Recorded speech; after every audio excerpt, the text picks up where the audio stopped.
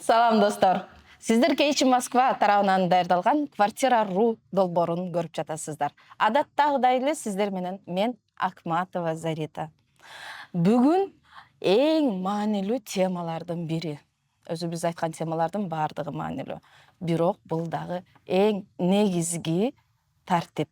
Себеби эгер сиз бул тартипти сактабасаңыз, үйдүн баасынан 80% штраф төлөп калышыңыз мүмкүн. Ал кандай тартип? Азыр ошол жөнүндө кеп кылабыз. Мисалы үчүн Кыргызстанда үй алганда сатарман, аларман нотариуста жолукту, акчаны берди, договор куплю-продажага кол койду, БТИге, госрегистрге тапшырды, ошо менен иш бүттү. А бул жерде Россия бул чоң мамлекет, айрыкча моундай чоң мегаполистерде, Москва, Питерде бири-бирин таанышпайт. Эгер сиз акчаны нотариуста жөн эле продавецке берип койсоңуз, естественно, сиз аны эртең таппай калышыңыз мүмкүн. Ошол себептен ар бир сделка наличка акчага да алынса дагы сөзсүз түрдө банк аркылуу өтөт. Банкта ячейка алабыз, билесиңер, ячейка деген бул сейфтин бир бөлүкчөсү. Же счет аштырабыз. Счеттордун дагы бир нече түрлөрү болот. Азыр биз просто безналичный расчет деп коелу. Үйдү тандадыңыз. Как вообще процесс кантип жүрөт? Кыскача ал жөнүндө айтайлы. Сиз үйдү тандадыңыз. Үйдү текшерттиңиз, жакшы риэлтор алдыңыз, бар жогу жакшы, и сделканы белгилеген күн келди. Сиздер сделкага бардыңыздар. Жана айтып кеткендей, сөзсүз түрдө банк аркылуу өткөрүш керек. Банкка келдиңиздер, счет ачтыңыздар, сиз ачтыңыз, продавец ачты, и жана мен айтып кеткен ячейка же безналичный расчет деп атпайсызбы? Ал деген ушундай счет, ал счетту сиз дагы, продавец дагы жөндөн жөн ача албайт. Определенный документ тастыктап көрсөтмөйүнчө. Ал кандай документ? Биздин кыргызча айтканыбызда ал кызыл китеп. Сиздин атыңызга өткөндүгү тууралуу тастыктоочу документ болуп эсептелинет. Россияда бул выписка из игры или право собственности подтверждать эткен документ. Жана айтканда кыргызчасы кызыл китеп. Кызыл китепти тастыктагандан кийин гана продавец акчаны ала алат.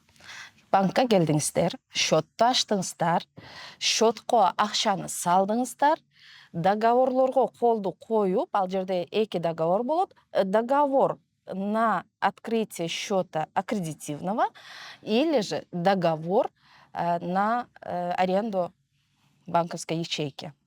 Плюс договор купля-продажа.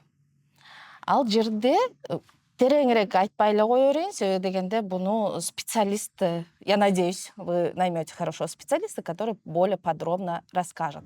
Бирок, эгер сизге кызык болсо, лайкты басып, комментарийге мен ушул тема жөнүндө кененирээк уккум келет, билгим келет десеңиздер, мен сизге кийинки эфирде сөзсүз түрдө кененирээк именно кандай шарттар ал документте жазылыш керек, жана башка тонкостьтары жөнүндө айтып беремин. А мы погнали дальше. Банкта документтерге, договорлорго кол койдук. Документтерди көтөрүп алып, Росреестрге барабыз. Росреестрге биз МФЦ аркылуу тапшырабыз. МФЦ билесиздер да, многофункциональный центр.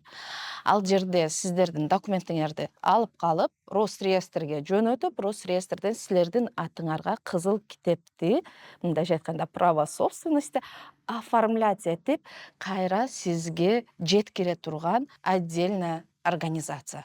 Сиздин атыңызга кызыл китеп өтүп келди, банкка барып көрсөттүңөр, могул документ менин атыма өттү деп.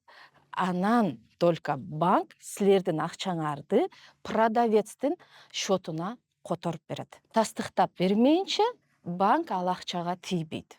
Эми кайсы учурда штраф төлөп калышыңыз мүмкүн. Иностранный гражданин, не обязательно кыргыз жараны, Это может быть там гражданин Америки, Франции, Кыргызстана или гражданин Узбекистана, неважно. Главное, иностранный гражданин.